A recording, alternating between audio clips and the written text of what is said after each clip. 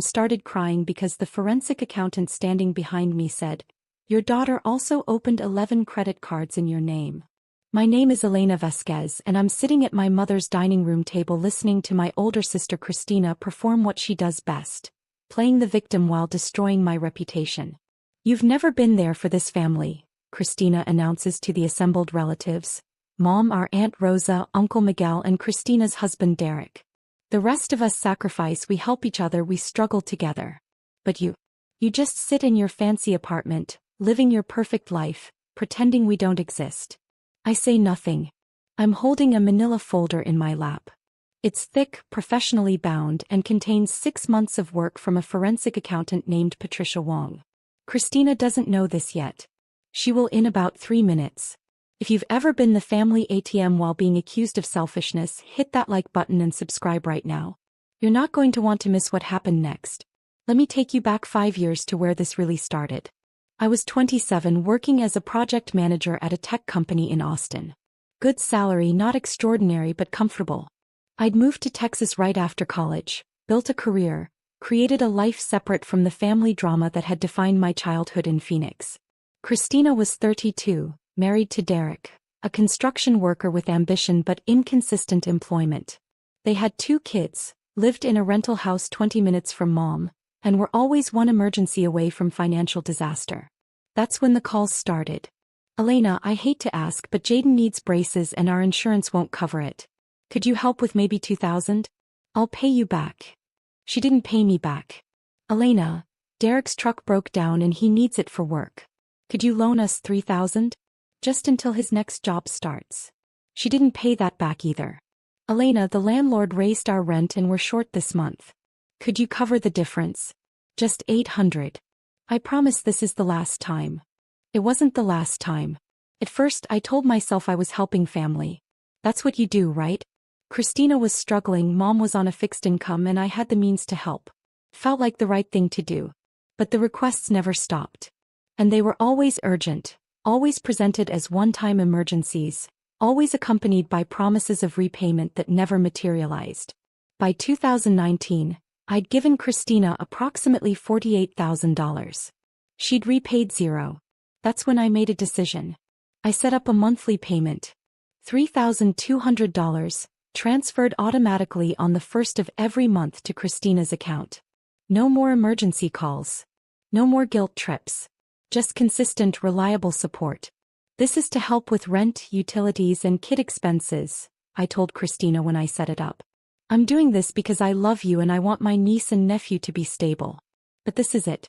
No more emergency requests." "Oh my God, Elena, you're saving us," Christina said, crying. "I don't know how to thank you. Just use it for the kids and the bills. That's all I ask." For 6 months everything was fine. The money transferred. Christina posted on Facebook about how blessed she was. Life seemed stable. Then the request started again. "Elena, I know you're already helping but Derek's mom is sick and we need to fly to Ohio. Could you cover the flights? Just $1,200. "Elena, Sophia's school is doing a trip to Washington, D.C. and all her friends are going. We can't be the only family that can't afford it. Could you help with $900? "Elena, our car needs new tires and we literally can't drive without them. Could you send $500? Every request came with justification. Every request came with guilt. Every request came with the implication that if I said no I was selfish, uncaring, prioritizing myself over family. I said yes more often than I should have. By 2023, I'd given Christina approximately $245,000 over 4.5 years.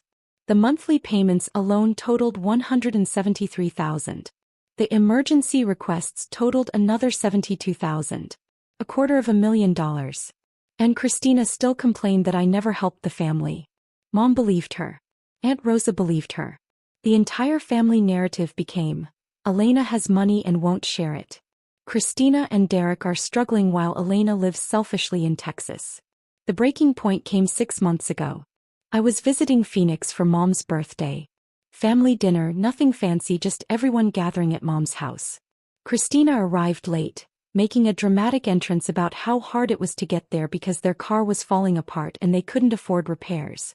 I'd literally sent her $3,200 4 days earlier. "Elena, Christina said, settling into her chair with a martyr's sigh. It must be nice to not have to worry about money. Some of us aren't so lucky. I looked at her. What do you mean? Just that you've always had it easy. Good job, no kids, no responsibilities. Meanwhile, Derek and I are drowning trying to provide for our family. Christina, I send you a little help here and there, I know. And I appreciate it. But it's not like you're really sacrificing anything. You still have your nice apartment, your new car, your vacations. My vacation that year had been 4 days in San Antonio. Hers had been 2 weeks in Cancun. I'd seen the Facebook photos. But I didn't say anything. I never said anything. That was my mistake. The lies got worse. Christina told Aunt Rosa that I'd refused to help with Jaden's medical bills. I'd paid $4,000 for those bills. She told Uncle Miguel that I'd missed Sophia's birthday because I couldn't be bothered. I'd sent a $500 gift and called from Texas to sing happy birthday. She was rewriting history, casting herself as the struggling single mother, despite being married, and me as the selfish sister who'd abandoned the family. Mom started believing it. Elena, I know you're busy with your career, but family should come first. Christina really needs more support right now. I was already sending Christina $38,400 a year. That's when I hired Patricia Wong. Patricia was a forensic accountant who specialized in financial exploitation cases. She'd been recommended by a friend who'd gone through something similar with a sibling. I need documentation, I told Patricia during our first meeting. Every dollar I've sent, every request, every promise of repayment. All of it. Do you suspect fraud? Patricia asked. I suspect I'm being lied about. I need proof of the truth. Patricia was thorough. She pulled bank records, transfer receipts, text message logs, Facebook messages, emails. She documented every transaction, categorized every expense, cross-referenced every claim Christina had made against actual evidence. Took her 3 months. What she found was worse than I'd imagined. Drop a comment and let me know where you're watching from tonight. The report was 147 pages long. Professional, detailed, devastating. Section 1. Financial support provided. Monthly transfers. $3,200 x 55 months equals $176,000. Emergency requests. 47 separate payments totaling $69,000. Direct payments to vendors. Medical, school, utilities $23,400. Total support provided, $245,000. Section 2. Repayment received. Total, $0. Section 3. Claimed versus actual need. This section was illuminating. Patricia had cross-referenced Christina's requests against her social media posts and credit card statements, which Christina had stupidly used my address for when she'd opened accounts, giving Patricia legal access through the fraud investigation. Christina claimed she couldn't afford school supplies. She'd spent $800 at Sephora that same week. Christina claimed they were behind on rent. They'd booked a cruise. Christina claimed Jaden's medical bills were bankrupting them. They'd bought a boat. A boat. Section 4. Identity theft and fraud. This was the section that changed everything. Patricia had found 11 credit cards opened in my name. Total balance, $167,000. The cards had been opened over 3 years, using my social security number, my address, and forged signatures. They'd been used for everything from furniture to vacations to cash advances. The payments had been made sporadically, mostly minimum payments, tanking my credit score. I'd noticed my credit score dropping 2 years ago but assumed it was an error. I'd been meaning to investigate but kept putting it off. Patricia hadn't put it off. She'd traced every card to applications filled out from Christina's IP address. She'd found selfies Christina had posted on Facebook wearing jewelry purchased on my fraudulently obtained credit. She documented everything. Section 5. Legal options. Patricia laid out my options clearly. File criminal charges for identity theft, felony 1 to 5 years prison. File civil suit for restitution, $167,000 plus damages. Report to credit bureaus and creditors. Destroy the fraudulent accounts. Demand repayment privately with legal threat. Cut contact and absorb the loss. She recommended options 1, 2, and 3 simultaneously. I chose to give Christina one chance first. One family dinner. One opportunity to tell the truth. That brings us to tonight. I'm sitting at Mom's table holding the folder, listening to Christina perform her greatest hits of victimhood. "We're about to lose our house," she's saying now, voice trembling with practiced emotion. "Derek's been working every job he can find, I'm doing everything I can, and we still can't make it." Meanwhile, Elena sends maybe a couple $100 here and there when she feels like it. A couple $100 here and there. Aunt Rosa looks at me with disappointment. "Elena, Miji, you have to help your sister. Family is everything." Uncle Miguel nods. "Your mother raised you better than this." Mom won't meet my eyes. She's clutching her rosary, probably praying for me to stop being so selfish. Derek is silent, staring at his plate. He knows something's coming. He's not stupid. Christina's building to her finale. "I don't ask for much. I never have. I work hard, I sacrifice for my kids, I do everything right. And my own sister can't even." $3,200, I say quietly. Christina stops mid-sentence. "What?" $3,200. "That's what I send you every month. Automatically. On the first of the month. I've been doing it since January 2019. The table goes silent. That's not," Christina stammers. I open the folder and pull out the first document. Bank transfer records highlighted, dated, categorized. 55 months of payments. That's $176,000 in monthly support alone. I slide it across the table to Mom. "Here's every transfer. Date, amount, confirmation number."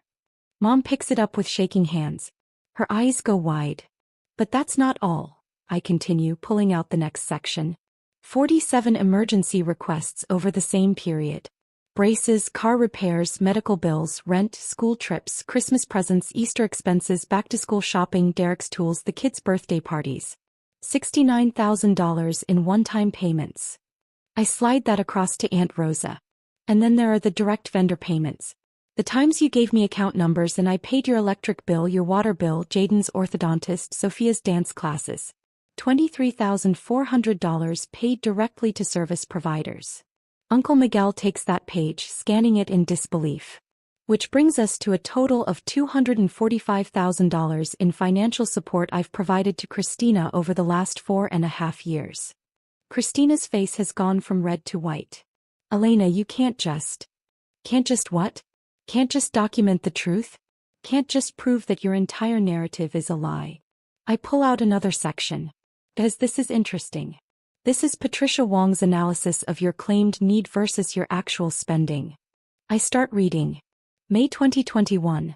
Claimed you couldn't afford groceries. Requested $500 for food. That same week you spent $1,200 at a luxury spa resort. June 2022. Claimed Jaden's medical bills were overwhelming. Requested $4,000. 2 weeks later you bought a boat for $8,000. Should I continue? That boat was Derek's. October 2023. Claimed you were 3 months behind on rent and facing eviction. I sent you $9,600. You weren't behind on rent. Your landlord confirmed you were current. You used the money to renovate your kitchen. Mom's rosary falls from her hands. Christina, please tell me this isn't true. Christina's eyes are filling with tears. The real kind this time, not the performative ones. It's not what it sounds like. It's exactly what it sounds like, I say. I have documentation of every lie, every exaggeration, every manipulation. For 4.5 years, you've told this family that I'm selfish while I've been sending you the equivalent of a full-time salary. Hit that subscribe button if you've ever had to prove the truth to family who refused to believe you, because what happened next was beautiful. Derek stands up. I'm going outside. Sit down, I say. It's not loud, but it's commanding. You're going to want to hear this next part. He sits. I pull out the final section.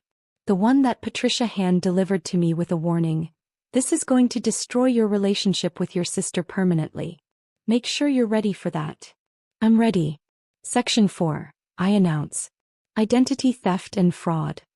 Christina's face goes gray. 11 credit cards, I continue. Opened in my name using my social security number, forged signatures. Total balance of $167,000. All traced back to your IP address, your devices, your spending patterns. I slide the evidence across the table.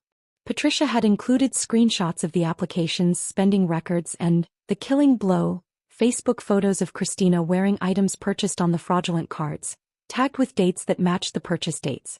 Mom picks up the document with shaking hands. Christina, tell me you didn't. Christina is crying now.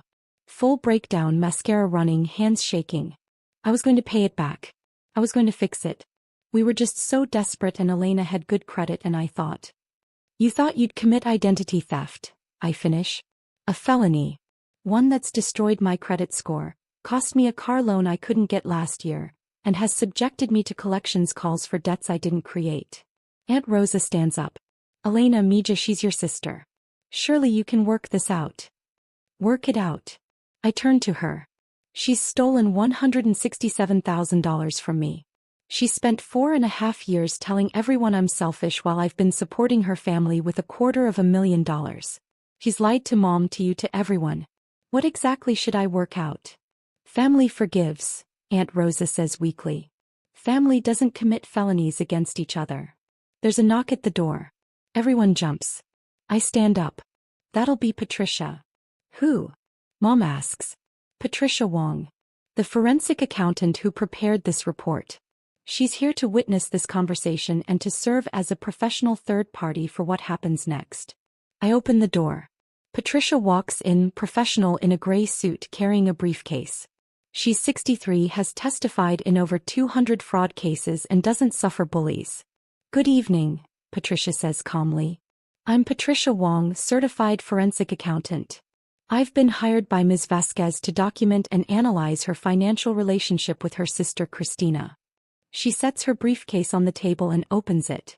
I'm here to confirm that everything in this report is accurate and admissible as evidence in both criminal and civil proceedings. Derek's head drops into his hands. Patricia continues, her voice professional and devastating. In addition to the identity theft charges, which carry a potential sentence of 1 to 5 years in prison, I've also discovered evidence of wire fraud, the use of electronic transfers under false pretenses. That's a federal crime. Federal. Mom whispers. Yes, ma'am. When Ms. Christina Vasquez requested funds for purposes she knew to be false, claiming medical emergencies that didn't exist, rent arrears that weren't real, expenses that were fabricated, and received those funds via electronic transfer across state lines, that constitutes wire fraud. Christina is sobbing. Elena, please. Please don't do this. Think of Jaden and Sophia. I am thinking of them, I say quietly. I've been thinking of them for 4.5 years. That's why I sent the money. That's why I kept helping even when you never paid me back. That's why I stayed silent when you lied about me. So why now? Christina manages. Why are you doing this now? Because you couldn't stop lying. You had to make me the villain at every family gathering. You had to poison Mom against me. You had to make me out to be selfish and cruel when I've been keeping your family afloat. My voice stays level. Come. You mistook my silence for weakness. You mistook my generosity for stupidity. You mistook strategy for surrender. Patricia pulls out another document. I also found something else during my investigation. Christina looks up, terrified. You've been claiming your children as dependents on your taxes while also claiming them for EITC benefits. However, you've also been receiving child support from a previous relationship, Jaden's biological father, that you've never reported to the IRS or to the state benefits office. That's tax fraud and benefits fraud. Mom actually gasps. Christina, you told us Jaden's father was dead. He's not.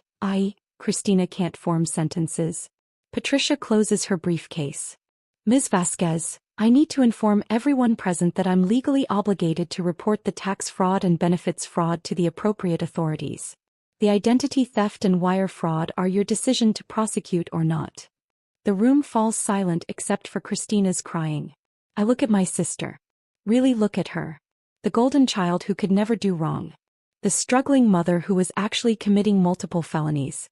The victim who was the perpetrator all along. Here's what's going to happen, I say. Patricia is going to file the required reports on the tax and benefits fraud. That's out of my hands. It's her legal obligation. Christina's sobs get louder. As for the identity theft and wire fraud, I'm giving you one choice. One chance to avoid criminal prosecution. Anything, Christina says desperately. Anything, Elena, please. You're going to sign a confession. A full, detailed confession admitting to the identity theft, the fraudulent credit cards, the wire fraud, and every lie you've told about me. Patricia's going to notarize it. It'll be legally binding. Hey. Yes. I'll sign it. You're going to work with the credit card companies to transfer the debt to your name.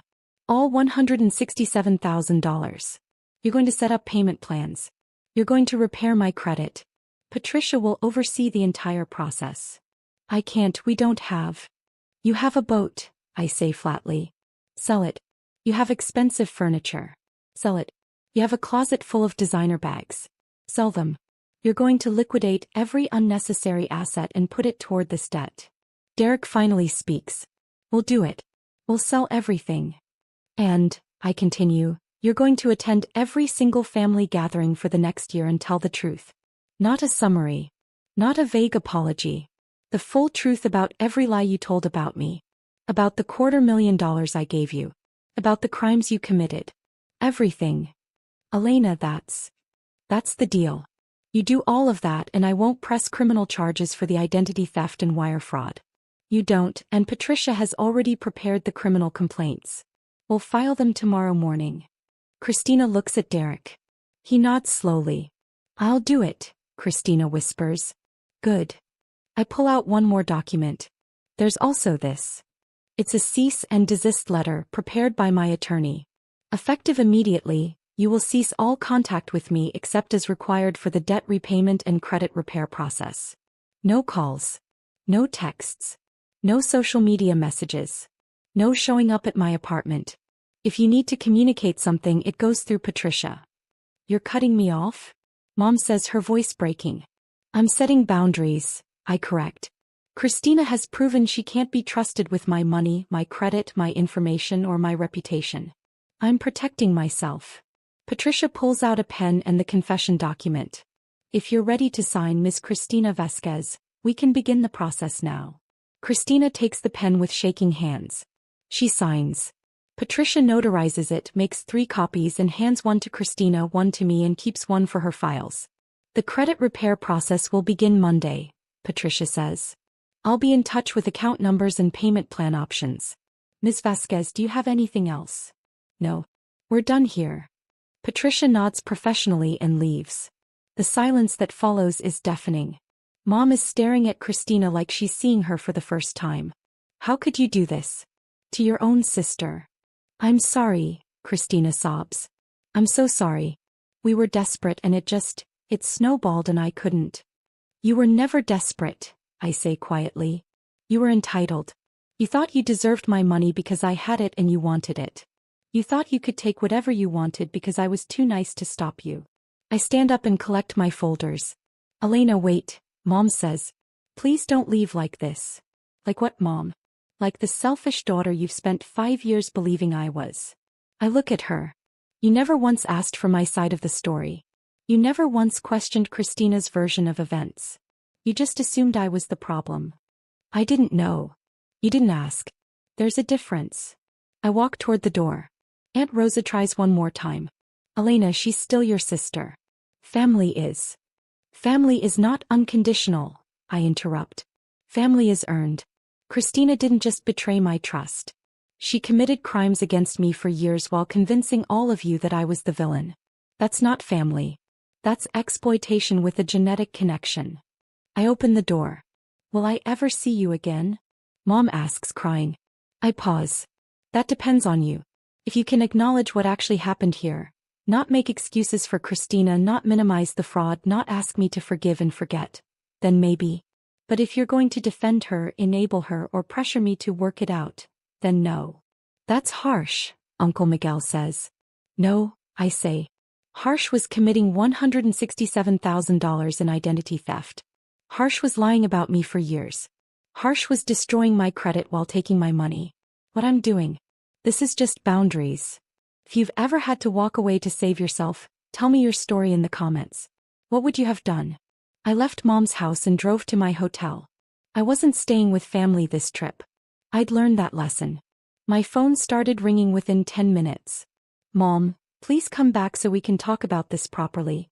Aunt Rosa, you're being too hard on your sister. Uncle Miguel, think of the children. I blocked all of them temporarily. I needed space. The only call I answered was from Derek 2 hours later. Elena, he said, his voice rough. I didn't know about all of it. The credit cards, the lies about you. I knew we were getting help from you, but I didn't know the extent, and I sure as hell didn't know about the fraud. Okay. I'm not making excuses for Christina. What she did was wrong. Criminal. Unforgivable. He took a breath. But I'm going to make this right. The boat's already listed. I'm selling my truck and getting something cheaper. We're liquidating everything we can. Good. And I'm getting Christina into therapy. Real therapy. And probably marriage counseling for us because I don't know if we survive this. That's between you two. I know. I wanted you to know that I'm taking this seriously. The kids ask about you. They love their Aunt Elena. I don't want them to lose you because their mother's a criminal. That hit harder than I expected. Tell them I love them too. Tell them this has nothing to do with them. I will. And Elena? Thank you for not pressing charges. A lot of people would have. I still might if Christina doesn't follow through. She will. I'll make sure of it. He hung up. The next 3 months were a masterclass in consequences. Patricia filed the required reports on the tax and benefits fraud. The IRS launched an investigation. The State Benefits Office opened their own case. Christina hired a tax attorney and was negotiating a repayment plan that would take her 15 years to complete. The credit cards were being transferred to Christina's name one by one. Her credit score was destroyed. She'd never get a decent loan again. The boat sold. The furniture sold. The designer bags went to a consignment shop. Christina got a part-time job at Target to help with the debt payments. Derek took a second job. They downgraded their house, moving to a smaller rental to save money. And Christina attended family gatherings and told the truth. I didn't go to those gatherings, but Mom called me after each one. She told everyone about the credit cards. Mom said after the first one. About the lies. About all the money you gave her. Elena, I'm so ashamed I didn't believe you. Okay. Can you forgive me? Eventually. Not yet. It was honest. We were both trying. 6 months after the confrontation, Christina sent me a letter. Handwritten, 8 pages long. It started with, I don't expect you to read this. I don't expect you to forgive me. I just need to say it all in my own hand so maybe someday you'll know I actually understood what I did. She detailed every lie, every manipulation, every justification she'd told herself. She owned all of it. She didn't make excuses. She didn't blame Derek or the kids or financial pressure. I was entitled, she wrote. I grew up as the favorite and I learned that I could get away with things you couldn't. I learned that my problems were more important than yours. I learned that you would always give in eventually. And I used that. I exploited it. I exploited you. The last page said, I know I destroyed our relationship. I know you'll never trust me again. I know I don't deserve forgiveness. But I want you to know that I'm changing. Not for you, I don't have the right to ask anything of you. For myself. For my kids. For Derek, who deserves a better wife than a criminal. I'm in therapy 3 times a week. I'm working 2 jobs. I'm paying back every cent even if it takes decades. Not because of the legal threat. Because it's right. You taught me what integrity looks like by having it when I had none. Thank you for that. Even if you hate me forever, thank you. I cried reading it. Not forgiving tears. Grief tears. For the sister I'd never really had. For the relationship that was built on lies. For the family that had believed those lies. But I also felt something like hope. Not for reconciliation. For her. For the possibility that she might actually become someone worth knowing. I didn't respond to the letter. Not yet. Maybe someday. A year after the confrontation I had coffee with Mom. Just the 2 of us. She flew to Austin, insisted on staying at a hotel, was careful with every word. I failed you, she said. I enabled Christina's worst behaviors since she was a child. I made excuses for her. I expected you to be the responsible one, the one who gave and gave and gave while letting her take and take and take. Yes, I agreed. You did. I'm trying to be better. With Christina, with you, with myself. She pulled out her own folder. I started therapy too. This is what my therapist calls a repair plan. I took it. It outlined specific behaviors she was changing, specific ways she was working on our relationship, specific boundaries she was learning to maintain. "I'm not asking for immediate forgiveness," Mom said. "I'm asking for a chance to earn back your trust. Fully. With actions, not just words." "I can work with that," I said. We talked for 2 hours. Real talk. About my childhood, about favoritism, about the patterns that had broken our family. It wasn't comfortable. She cried 3 times. But it was real. "Can I ask you something?" Mom said as we were leaving. "Sure. Why did you keep giving Christina money even when she never paid you back? Even when she lied?" I thought about it. Because I loved my niece and nephew. Because I didn't want them to suffer for their mother's problems. Because I hoped that if I was generous enough, eventually Christina would see it and change. But she didn't. No. She saw it as weakness. As something she could exploit. I smiled sadly. I learned that love without boundaries isn't love. It's enabling. And I enabled her for years. What changed? I decided my self-respect was worth more than her approval. That the truth was worth more than family peace. That I'd rather be alone than be exploited. I looked at Mom. I stopped being afraid of being the bad guy in her story. Mom hugged me. "You were never the bad guy. You were always the hero." I just couldn't see it. 2 years after the confrontation, Jaden graduated from 8th grade. Derek sent me an invitation to the ceremony. I almost didn't go. But then I thought about Jaden, about how none of this was his fault, about how he asked about me according to Derek. I went. I sat in the back. Christina saw me and her face went white, but she didn't approach. She just waved slightly, nervously, and turned back to the ceremony. Afterward, Jaden ran up to me. "Aunt Elena. You came." "Of course I came. I'm proud of you, kiddo." "Mom said you might not because things are complicated." "Things are complicated," I agreed. "But that doesn't change that I love you and I'm proud of you." He hugged me hard. "I miss you." "I miss you too." Christina approached slowly, carefully. "Thank you for coming. It means everything to Jaden." "I came for him." "I know." She took a breath. "I'm at month 23 of the payment plan. Never missed one. Credits being repaired. Patricia says we're ahead of schedule." "Good." "Derek and I separated. We're trying to work through things, but it's hard. Therapy's helping." She looked at me. "I'm not asking for a relationship. I know I don't get that. I just wanted you to know I'm doing the work. Every day. Even when it's hard." I studied her. She looked different. Older, tired, but also more real somehow. Less performed. "Keep doing it," I said. "Not for me. For yourself." "I will." That was the extent of our conversation. It was enough. 3 years after the confrontation, I'm sitting in my apartment in Austin with a glass of wine, looking at a letter that arrived today. It's from Patricia. "Ms. Vasquez. I'm pleased to inform you that as of this month, all fraudulent credit card debt has been transferred to Ms. Christina Vasquez's name. Your credit report has been fully cleared. Your score has been restored to 798, higher than it was before the fraud began. All payment plans are being met on schedule. I project full debt repayment in 11.4 years at the current rate.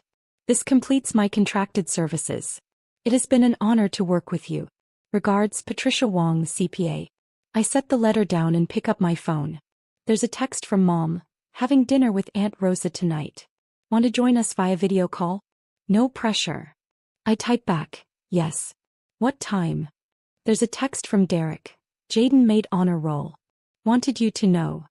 I send back a heart emoji and congratulations. There's even a text from Christina. Just one line. 3 years sober from lying. One day at a time. Thank you for making me face the truth. I don't respond to that one. Not yet. Maybe not ever. But I don't delete it either. I built a life where people have to earn their place in it. Where boundaries are respected. Where the truth matters more than comfort. I lost a sister I never really had. I almost lost a mother. I definitely lost the fantasy of a perfect family.